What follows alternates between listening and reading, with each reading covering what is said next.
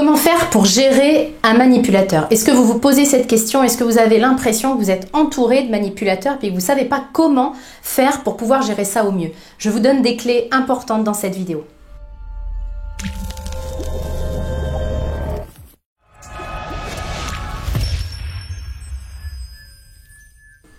Bonjour, mon nom est Nathalie Martin, je suis coach en éveil de conscience auprès des hommes et des femmes qui veulent une vie remplie de sens et d'abondance à tous les niveaux. Si c'est votre première visite ici sur ma chaîne, soyez les bienvenus, je vous invite à vous abonner pour avoir en priorité mes prochaines vidéos et également à télécharger mon coffret 3 clés pour redonner du sens à votre vie. Le lien apparaît ici en haut à droite.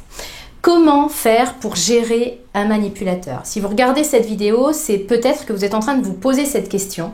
Peut-être que vous avez l'impression d'être mené par le bout du nez, d'être manipulé, puis que ça occasionne de la souffrance et que vous ne savez pas comment pouvoir gérer ça.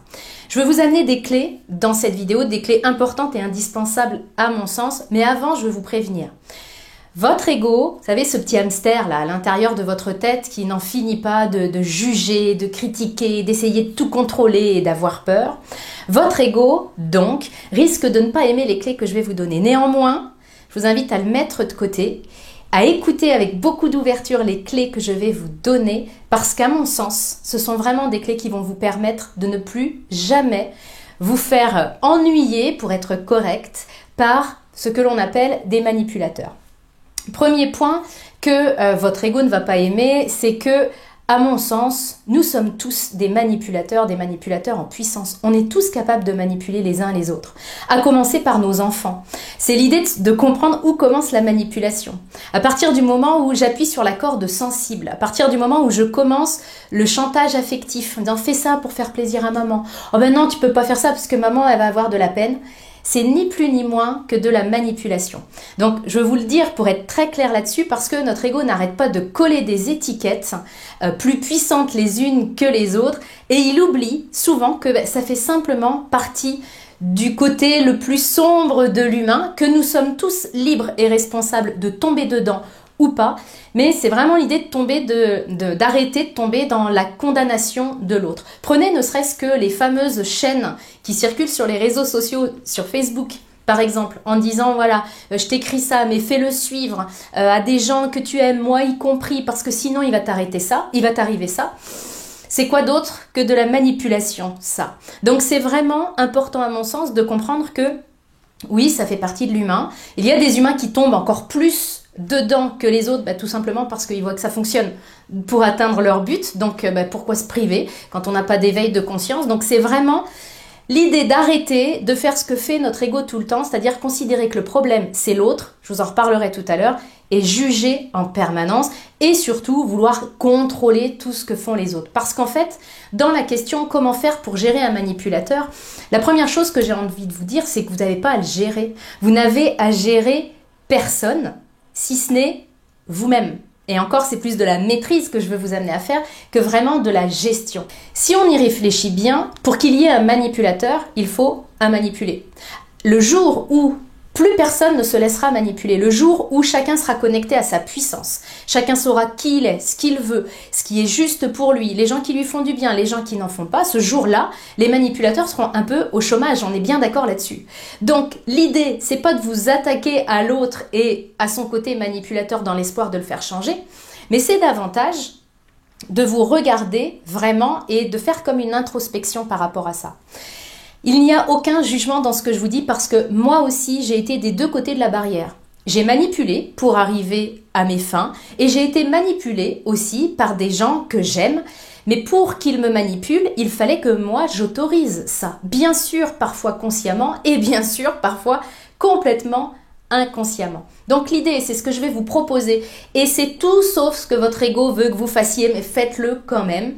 L'idée, c'est que je vais vous demander de regarder à l'intérieur de vous, sans aucune culpabilité. Encore une fois, c'est pas l'idée de se taper dessus, mais simplement d'avoir une grande responsabilité, une grande conscience et une transparence envers vous de ce qui est en train de se passer.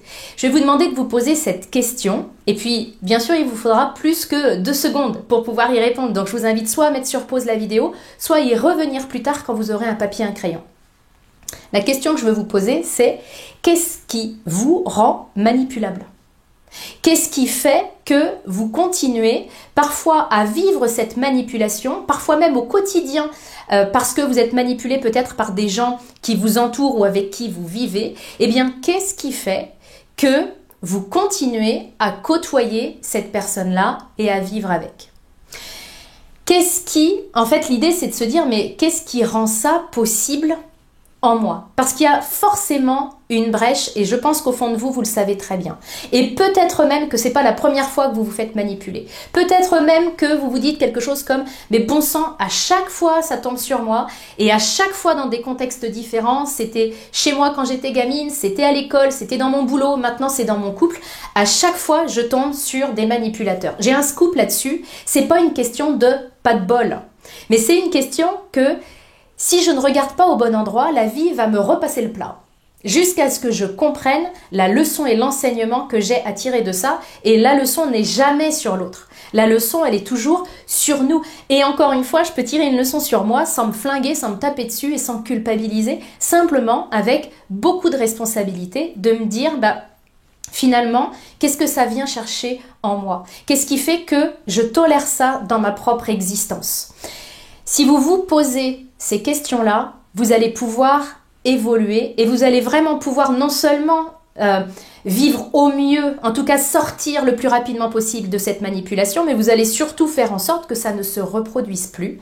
Parce que quand vous tirez vraiment l'enseignement, la vie n'a pas de raison de vous reproposer l'expérience, si ce n'est pour vous faire mesurer à quel point vous avez fait du chemin. Donc ce que je vais vous proposer, c'est simplement de reprendre votre puissance, de reprendre votre pouvoir de décision. Vous êtes libre et vous l'avez toujours été. Et à mon sens, c'est important, si vous avez affaire à des manipulateurs, de vous reconnecter avec votre puissance, avec cette liberté de choisir, y compris ceux qui vous entourent. Alors j'entends votre ego d'ici, parce que le mien, à votre place, dirait sans doute la même chose. Il dirait « Ah ouais, mais c'est plus facile à dire qu'à faire. » Oui, c'est vrai. Une fois qu'on l'a dit, une fois qu'on en a eu la prise de conscience, eh bien ça ne fait pas tout, c'est que le début du chemin. En même temps, c'est pas facile de faire le changement, c'est pas facile de se remettre en question, c'est pas facile de regarder en soi ce qui nous rend manipulable plutôt que d'aller condamner l'autre, plutôt que d'aller le critiquer et puis de dire ah bah oui, bah lui, avec une énième étiquette, lui c'est un manipulateur. C'est pas facile d'arrêter ça pour pouvoir découvrir autre chose, c'est-à-dire une introspection sur soi et un vrai changement en profondeur.